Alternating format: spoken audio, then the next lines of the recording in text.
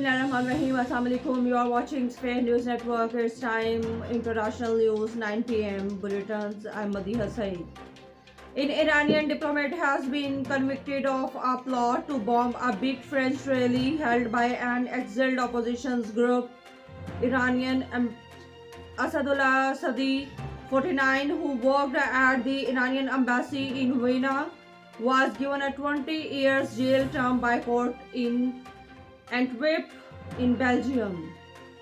It was the first time an Iranian official had faced such charges in Europe since 1979 revolution.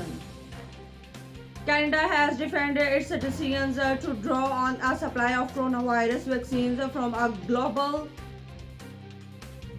inoculation sharing initiative known as COVAX.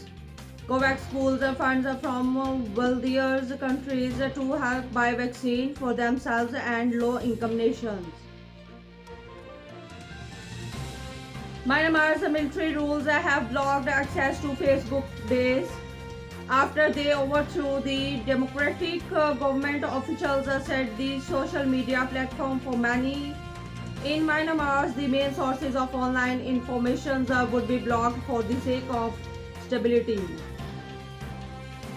Hours after a tweet by pop superstar Rihanna drew global attention to the cause of protesting farmers. India launched an unprecedented backlash against the barbarian singers. The Ministry of External Affairs released a formal statement criticized celebrities and others for their neither accurate nor responsible comments, and top ministers and celebrities tweeted against propaganda that threatens India's unity.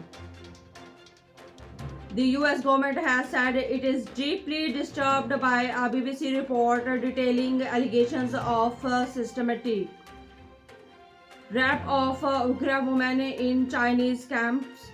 The head of the Tokyo Olympics Organization's committee has apologized for making inappropriate remarks about women after calls for these resignations.